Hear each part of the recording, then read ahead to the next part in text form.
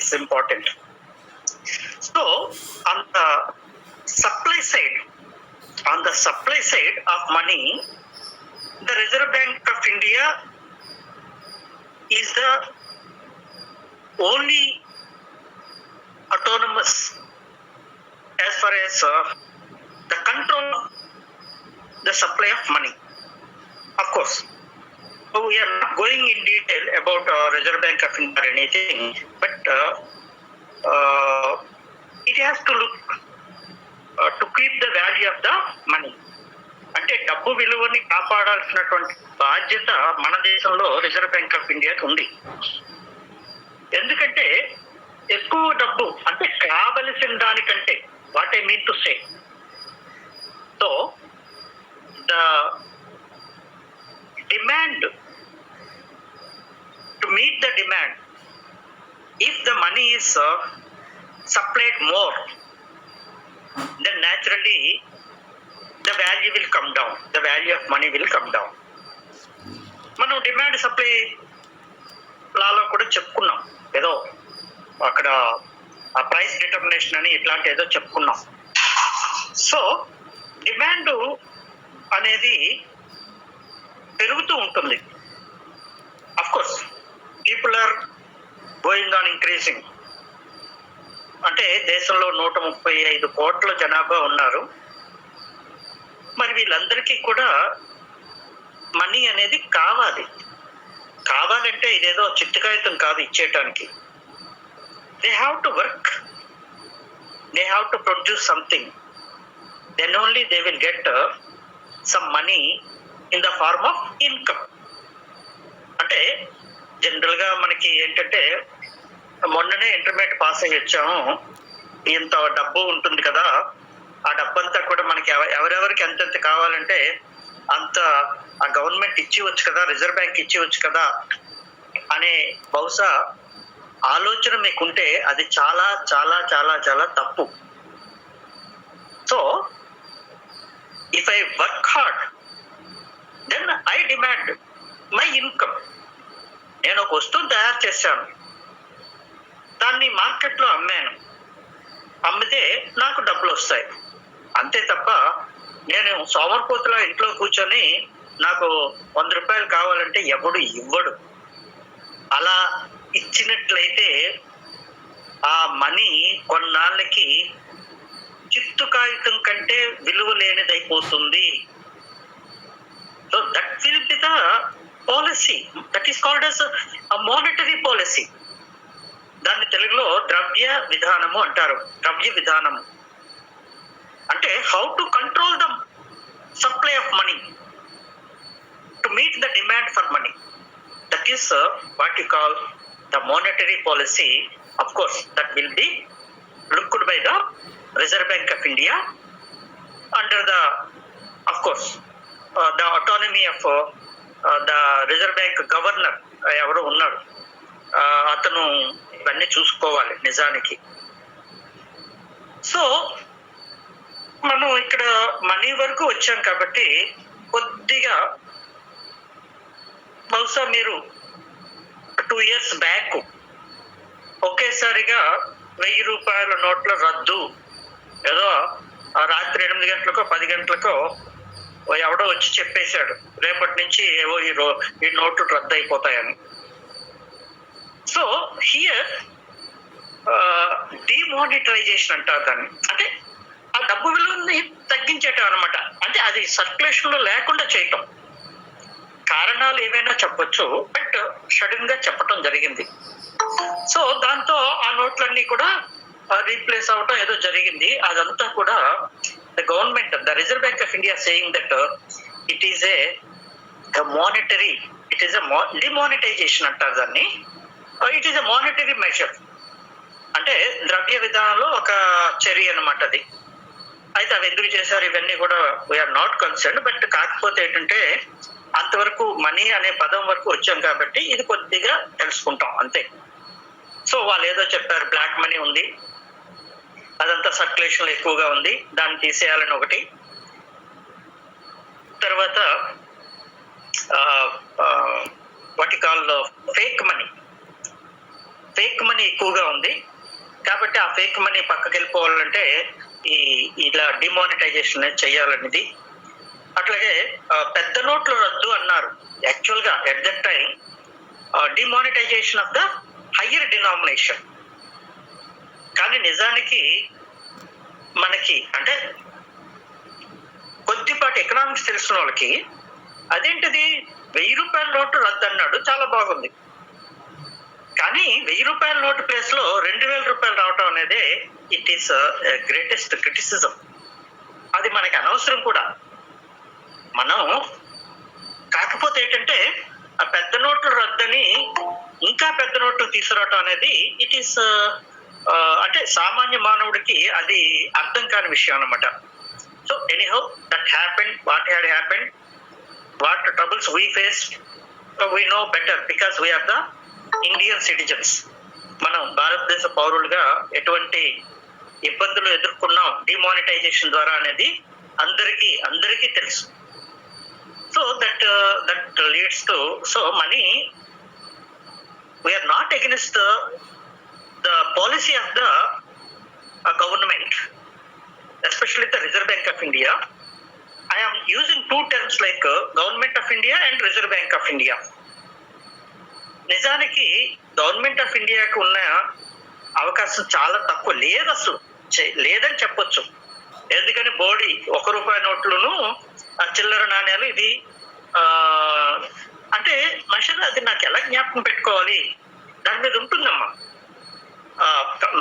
Coins మీద కానీ notes మీద కానీ reserve bank of India issued by reserve bank of India, దీని మీద government of India, Indian government అనేది దీని మీద ఉంటుంది.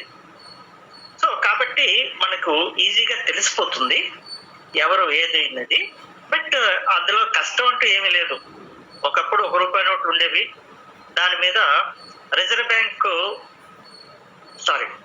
ఫైనాన్స్ సెక్రటరీ సంతకం ఉండేది. ఫైనాన్స్ సెక్రటరీ మీ దగ్గర ఎవరి దగ్గరైనా 1 రూపాయి నోటు ఉంటే దాని మీద చూడండి, secretary, government of India secretary అని అతడి సంతకం ఉంటుంది. అలాగే 5 రూపాయలు 2 రూపాయల నోటు మీద చూస్తే గవర్నర్ అని ఉంటుంది, అతడి సంతకం ఉంటుంది.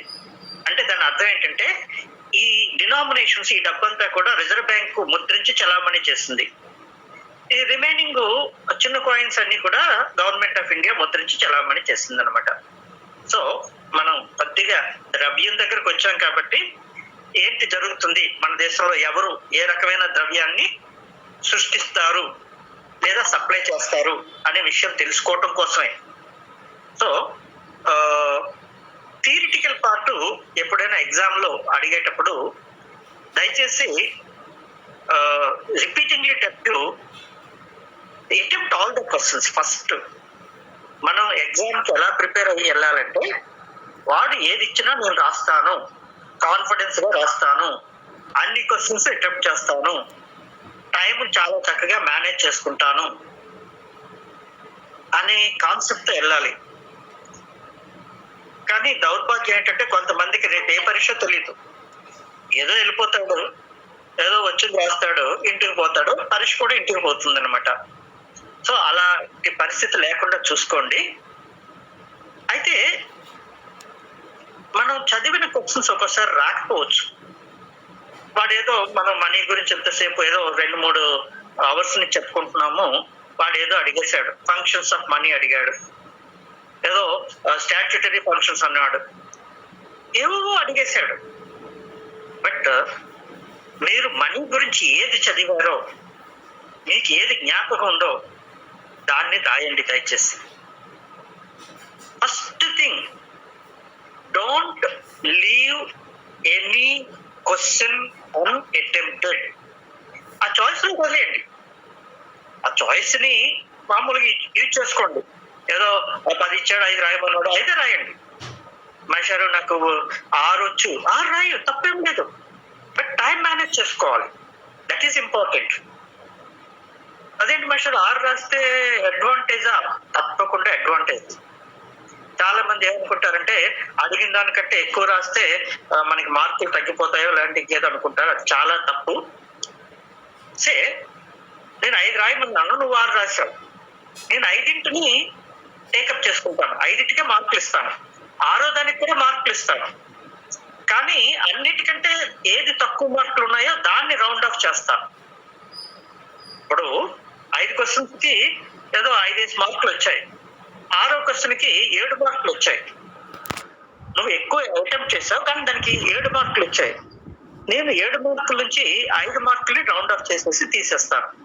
ఏదో ఎక్సెప్ట్గా రాశాడు అని చెప్తాను అనమాట. సో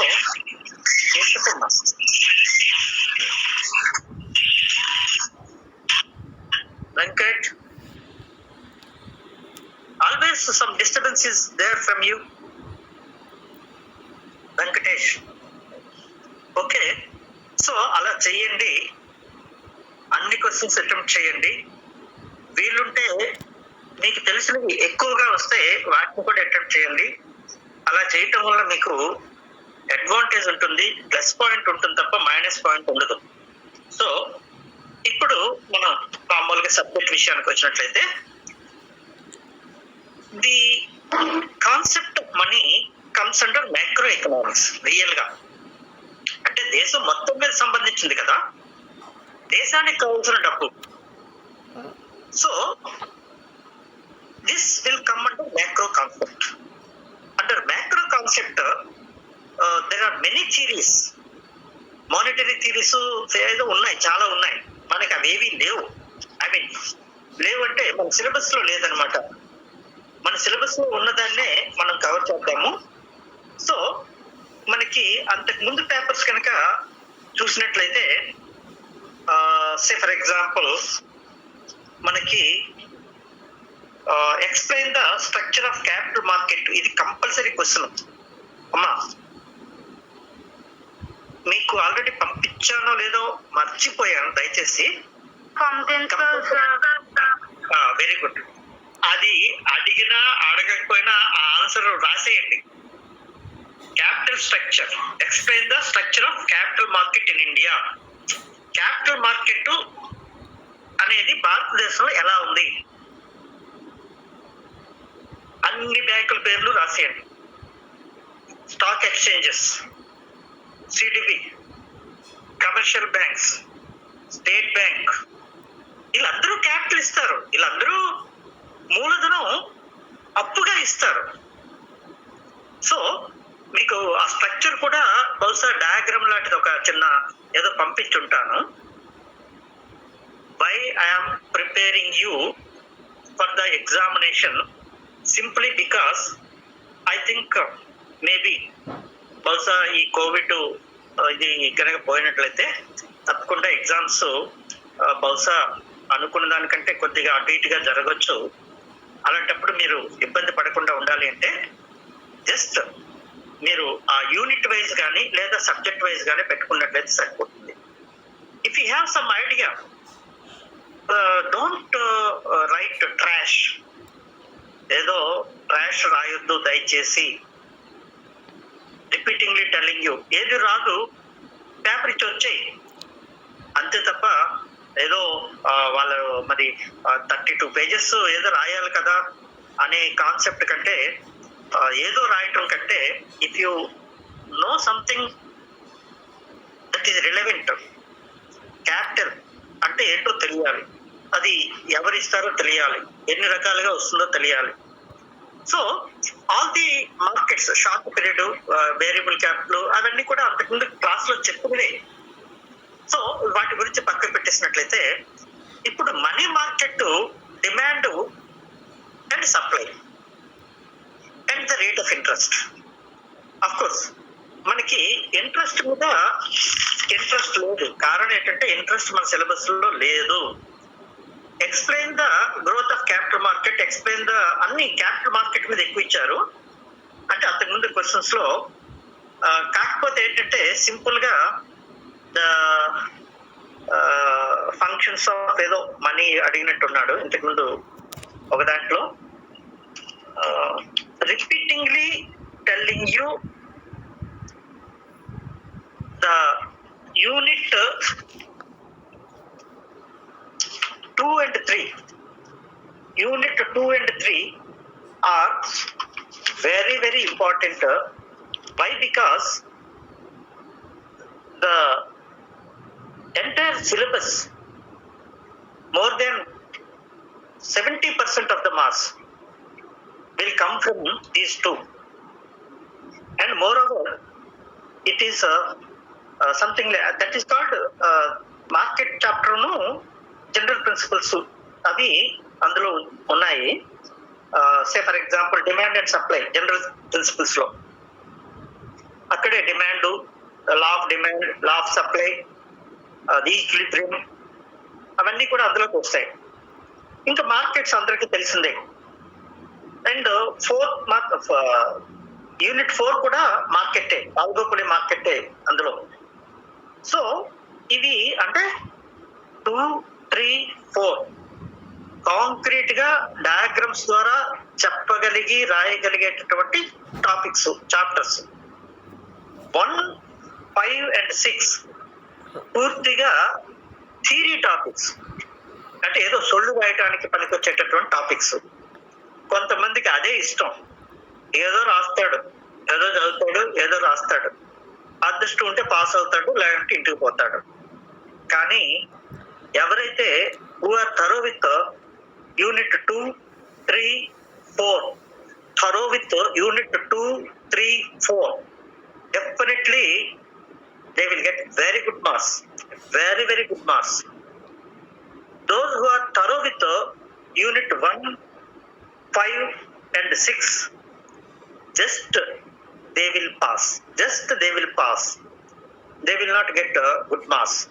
ఏదో ఇప్పుడు CGPA అంటున్నారు, ఆ గ్రేడ్ కూడా పర్ఫెక్ట్ గా రాదు, కాకపోతే పాస్ అయిపోతాడు ఏదో కొద్దిగా రిలవెంట్ గా రాస్తే. ఇప్పుడు నేను మీకు చెప్పాను కదా, what are the functions of money అంటే, ఏదో మేషర్ ఏదో చెప్పారు నిన్ను, కప్పు శాస్త్రం ఏదో అన్నారు. ఏమన్నా నిన్ను? Cup and dish. Very good, very good. Cup and dish అదేదో రాసేసావు. అవి నిజానికి అవి ఫంక్షన్స్ కాదు. ఆడికి అర్థం కాదు, ఇటెవడరా బాబు ఏదేదో రాశాడు, ఆర్గనైజబిలిటీ అంటున్నాడు, యూటిలిటీ అంటున్నాడు, పోర్టబిలిటీ అంటున్నాడు, ఏదో స్టెబిలిటీ అంటున్నాడు, ఏదో రాశాడు, మనీ గురించి రాశాడు. కాబట్టి 50% మార్క్స్ ఇచ్చేద్దాం, అలాంటి పరిస్థితి వస్తుంది. సో అలాంటి వాటి కోసం కూడా, అంటే బాగా బిలో యావరేజ్ స్టూడెంట్ కూడా ఫెయిల్ అవ్వకూడదనే ఉద్దేశంతో I'm putting my efforts. Okay, so coming to the functions of money మాత్రం ఇంపార్టెంట్. క్యాపిటల్ అండ్ మనీలో చాలా ఈజీ అమ్మా. మీకు నోట్స్ ఇచ్చాను,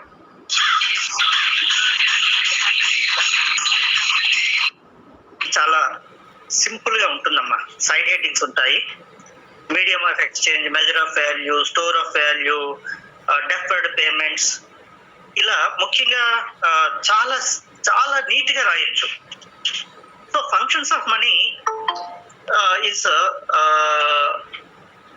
an important one as far as theory is concerned. అట్లాగనే coming to the money theories అడగరు, ఇంతవరకు అడగలేదు ఎప్పుడు ఇంతకు ముందు. బట్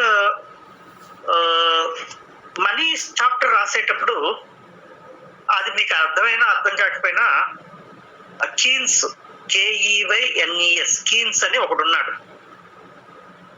వాడి పూర్తి పేరు అయితే John Maynard Keynes, JM Keynes, KEYNES, Keynes అది పేరు. వాడు మోనిటరీ థియరీ గురించి చెప్తూ, మనీ థియరీ గురించి చెప్తూ ఏవో కొన్ని the demand for money and the supply of money గురించి ఏదో కొన్ని వాక్యాలు చెప్పాడు, కొన్ని సైడ్ హెడ్డింగ్స్ చెప్పాడు అనమాట. ఎందుకంటే the rate of interest depends on the quantity of money supplied అనేదో చెప్తాడు. వాడు చాలా గొప్పోడు. ఏదంటే we call him as father of macro economics. Keynes ని ఫాదర్ ఆఫ్ మ్యాక్రో ఎకనామిక్స్ అంటారు. వాడు ఏదో చక్కని పుస్తకం రాశాడు, ఏదో is a very popular. Books అన్ని కూడా చాలా పాపులర్ బుక్స్. అవన్నీ మనకు అనవసరం, కానీ జ్ఞాపకం ఉంటే కీన్స్ అనేవాడు the demand for money and the supply of money and the rate of interest, ఆడు రాసిన పుస్తకం టైటిల్ జనరల్ థియరీ అని ఒకటి ఉంటుంది అనమాట. అది మనకు అనవసరం, అవేవి మనకి లేవు. కాకపోతే ఓహో కీన్స్ గురించి ఏదో రాశాడు అంటే మనీ గురించి, కీన్స్ సిద్ధాంతం గురించి కూడా ఏదో తెలుసు అని ఒక ఒపీనియన్, ఐ మీన్ ఒక ఇంప్రెషన్ మన మీద వస్తుంది అనమాట.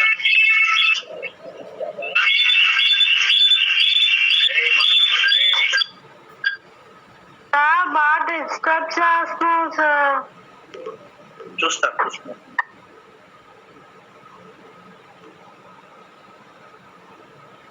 కీన్స్ గురించి చెప్పేటప్పుడు పీపుల్ కి డబ్బులు ఎందుకు కావాలి, why people demand money, why people demand money. He has explained two motives, sorry, three motives. Three అంటే 3 కారణాలు చెప్పాడు. కీన్స్ అనేవాడు ప్రజలకు డబ్బులు ఎందుకు కావాలి, ప్రజలకు మనీ ఎందుకు కావాలి అనే దానికి 3 కారణాలు చెప్పాడు. ఒకటి ట్రాన్సాక్షనరీ మోటివ్స్. మీకు పెన్ను పెన్సిల్ ఏదో ఉంటే, పేపర్ ఉంటే రాసుకోండి.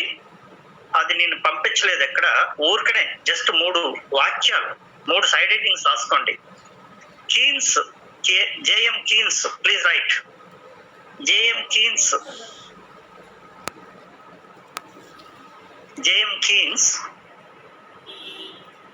stated that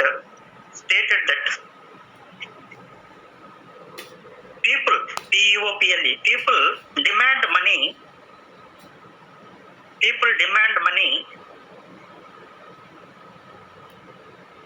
for 3 motives.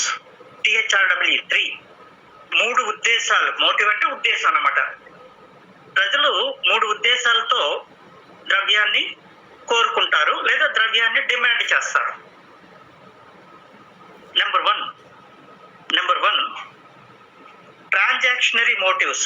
TRANSACTIONARY transactionary. TRANSACTIONARY transactionary motives. MOTIVE motive, ఉద్దేశం. మోటివ్ అంటే ఉద్దేశం అనమాట. ట్రాన్సాక్షన్ అంటే ఏంటి? దైనందిక వ్యవహారాలు. ఉదయం లేస్తాను, బ్రష్ చేస్తాను, ఆ బ్రష్ మీద టూత్ పేస్ట్ కావాలి, దానికి డబ్బులు కావాలి. అట్లాగే కాఫీ తాగుతాను, దానికి డబ్బులు కావాలి. సో ప్రతిరోజు ఏదో ఒక వ్యక్తి లేదా సంస్థ లేదా ప్రభుత్వం, all the 3 will demand money. ప్రజలకు కావాలి డబ్బులు, ప్రభుత్వానికి కావాలి, సంస్థలు కంపెనీలకు కూడా కావాలి డబ్బులు. వాడు ఉదయం లేస్తే ఏదో కూలీలకి వాళ్ళకి డబ్బులు ఇవ్వాలి. అట్లాగే ప్రభుత్వం ఏదో పనులు చేస్తుంది, వాటికి డబ్బులు కావాలి. So why people demand, why government demand, why organisations demand money? The first thing is transactionary motives. అంటే దైనందిక వ్యవహారాల ఉద్దేశం కోసం కొంత డబ్బు కావాలి వాడికి. ఓకే. సెకండ్ వన్ రెండోది ప్రికాషనరీ మోటివ్. PRECAUTIONARY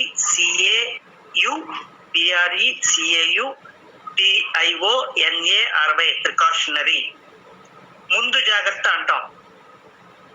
సమ్మా Telugu medium students also. So precautionary motive, MOTIVE motive అంటే ముందు జాగ్రత్త కోసం కొంత మనకి డబ్బులు దాచుకుంటాం. ఏదో నాకు 100 రూపాయలు వచ్చింది, ఈ రోజు 80 రూపాయలు ఖర్చు పెట్టేశాను, ఒక 10 రూపాయలు రేపటి కోసం దాచుకున్నాను. ఏమో రేపు నాకు ఏ అవసరం వస్తుందో నాకు తెలియదు, నా ఆరోగ్యం బాగోకపోవచ్చు, ఏదైనా కావచ్చు.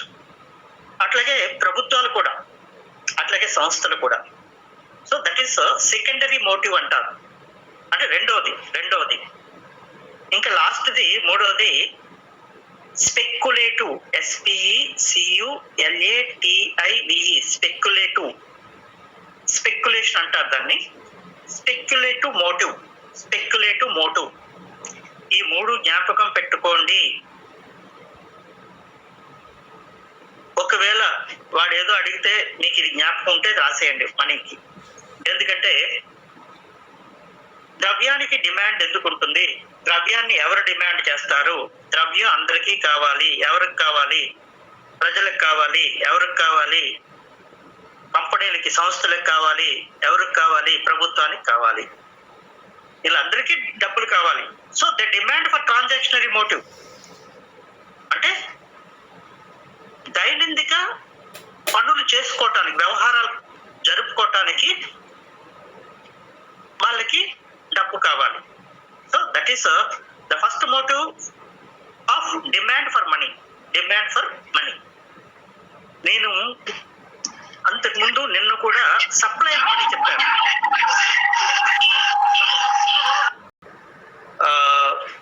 మనం ఎక్కడో వెళ్ళిపోయాం అనవసరం.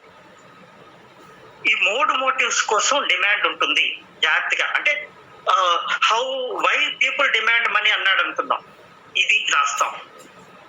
సప్లై ఎవరు చేస్తారు? రిజర్వ్ బ్యాంక్ ఆఫ్ ఇండియా చేస్తుంది. అయితే బేస్డ్ ఆన్ వేరియస్ ఫ్యాక్టర్స్ అది మానిటరీ పాలసీ కిందకి వస్తుంది. ఈ మనీలోకి వచ్చేటప్పటికే స్విమ్ చేయటం కష్టం, ఎక్కడెక్కడికో వెళ్ళిపోతాం. అందుకనే నేను ప్రత్యేకంగా చెప్తాను, ఈ లేబర్ పర్వాలేదు, కొంత ఏదో లిమిట్ ఉంటుంది, క్యాపిటల్ కూడా పర్వాలేదు.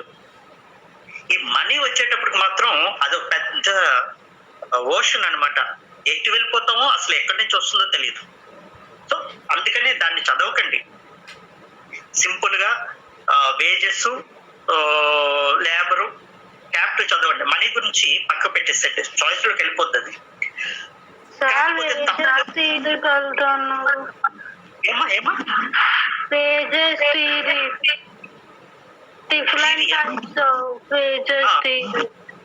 థియరీస్ వద్దు, wages theories, theory of money కానీ థియరీ ఆఫ్ వేజెస్ కానీ వద్దు. ఎందుకంటే అవి ఒక్కొక్కటి 5-6 మినిమం థియరీస్ ఉన్నాయి, ఇంకా చాలా ఎక్కువ ఉన్నాయి. బట్ వాడేమంటున్నాడు, ఏదో రైట్ థియరీ ఆన్ వేజెస్ అంటాడు. ఏ థియరీ రాసేస్తాం? అందుకనే సింపుల్ గా ఏమీ లేదు, ఏదో అన్నిటికీ ఒకటే మంత్రం ఏంటంటే demand and supply. Demand and supply theory. Okay, జ్ఞాపకం పెట్టుకోండి.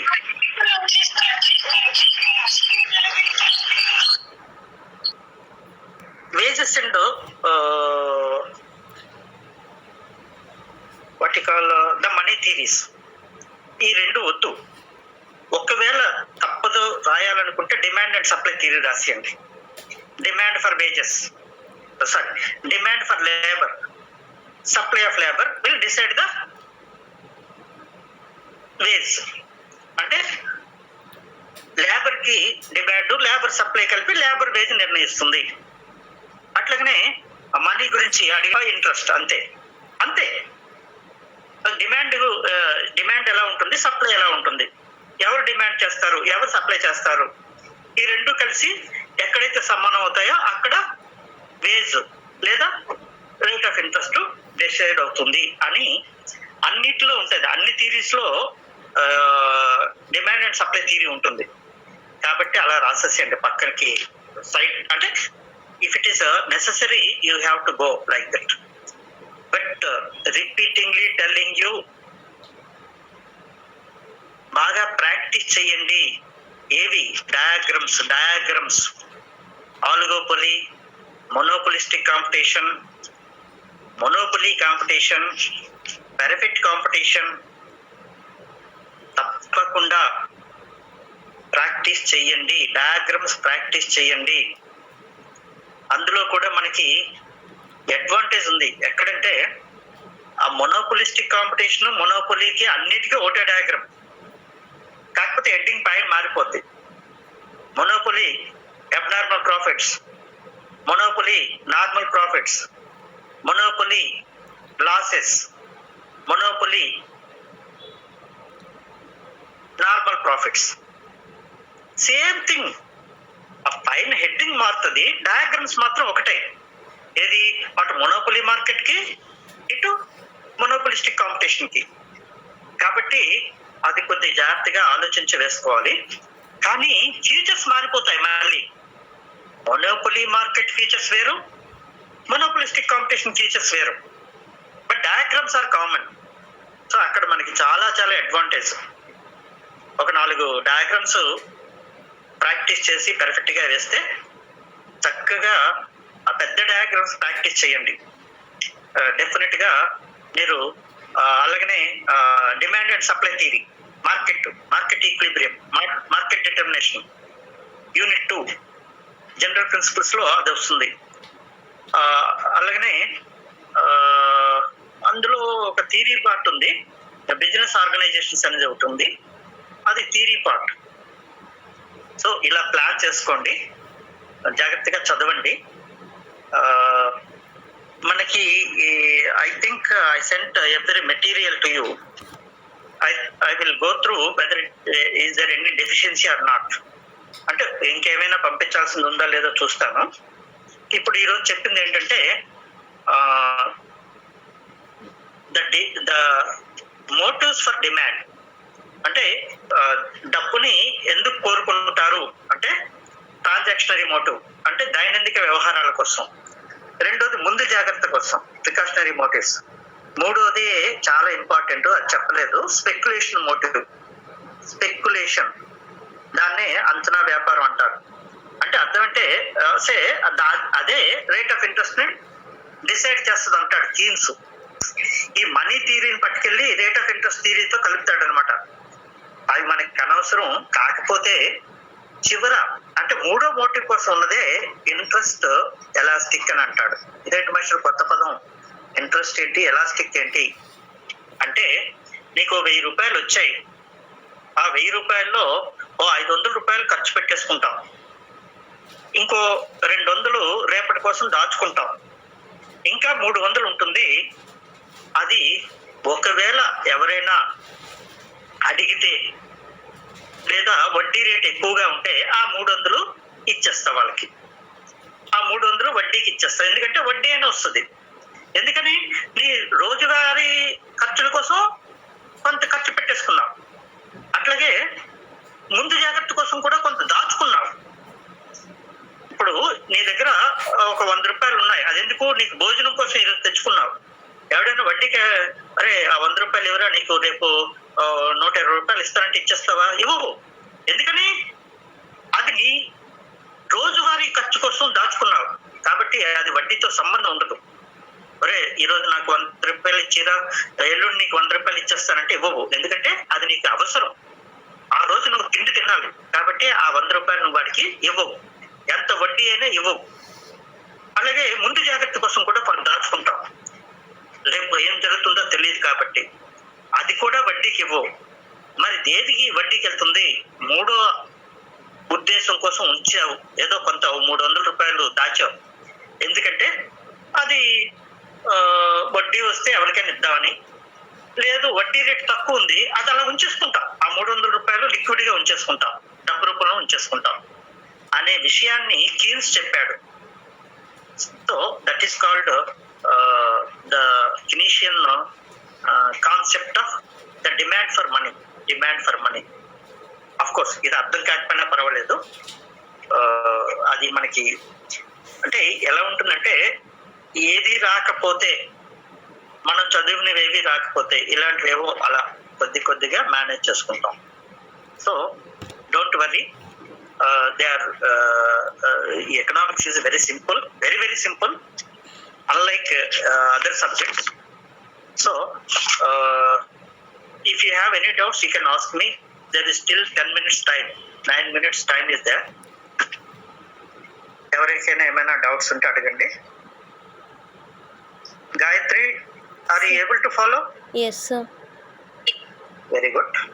Sir, previous year question papers pattern sir. Yes sir. Question paper ఏంటమ్మా? ప్రీవియస్ ఇయర్ క్వశ్చన్ పేపర్స్ కొన్ని పెట్టండి సార్. పెట్టావా? చూస్తాను. మీరు పెట్టండి సార్. చూస్తాను. I will look and I will also send, of course మీకు అసైన్మెంట్ ఇచ్చినవన్నీ కూడా ప్రీవియస్ క్వశ్చన్ పేపర్స్ లో important way, but I will look after. నేను రేపటి నుంచి ఏం చేస్తానంటే I will discuss the previous papers. ఇంకా ఎక్కడెక్కడో చేయటం కాదు, మళ్ళీ అంటే వీఆర్ గోయింగ్ ఫర్ రివిజన్. ఒక రకంగా చెప్పాలంటే రివిజన్, షార్ట్ క్వశ్చన్స్ ఒక పేపర్లోవి, అన్ని పేపర్లో షార్ట్ క్వశ్చన్స్ అయిపోయిన తర్వాత మెయిన్ క్వశ్చన్స్. ఎలా రాస్తే బాగుంటుంది, ఎలా రాస్తే మంచి మార్కులు వస్తాయి అనేది రేపటి నుంచి we will do like that. We will go as per the syllabus, as per the model paper also. Model papers బట్టి వెళ్దాం. థ్యాంక్ యూ అమ్మా, థ్యాంక్ యూ. ఎనీథింగ్ శ్రావణి?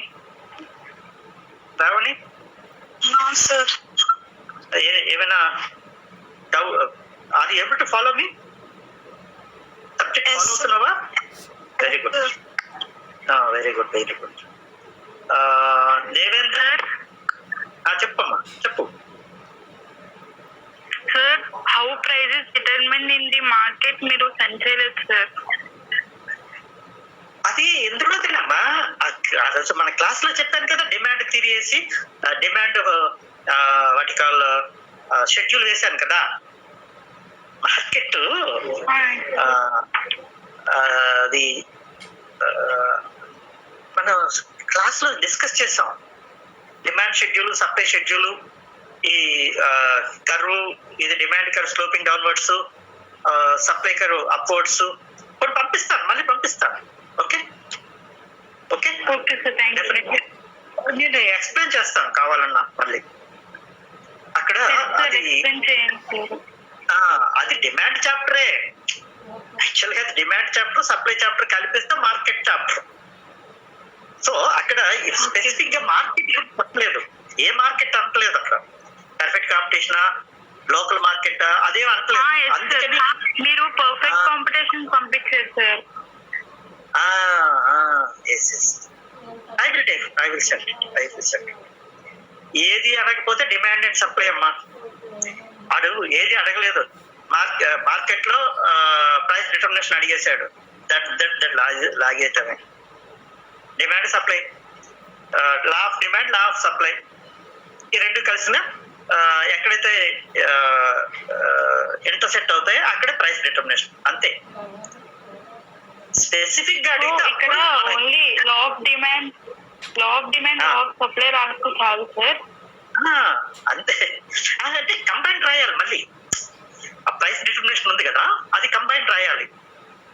అది షిఫ్టింగ్లు ఉన్నాయి కదా, డిమాండ్ ఫిక్స్డ్, సప్లై మారితే, సప్లై ఫిక్స్డ్, డిమాండ్ చేంజ్ అయితే అది market price determination without any specific name.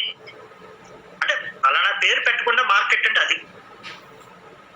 So అది రెండు రకాలుగా మనకు పనికొస్తుంది. ఏంటి, లా ఆఫ్ డిమాండ్ పనికి వస్తుంది, లా ఆఫ్ సప్లైకి పనికి వస్తుంది, law of market market determination కూడా పనికి వస్తుంది. అదే ఆన్సర్ మూడు ప్రశ్నలకు సరిపోతుంది. లా ఆఫ్ డిమాండ్ అంటే డిమాండ్ వరకు రాస్తాం, లా ఆఫ్ సప్లై అంటే సప్లై వరకు రాస్తాం, మార్కెట్ ప్రైస్ అంటే రెండు కలిపేస్తాం అంతే. Of course I will go through, తప్పకుండా మళ్ళీ మీకు చెప్తా. Okay, anybody please? Thank you. చెప్పమ్మా, ఇంకెవరికైనా డౌట్స్?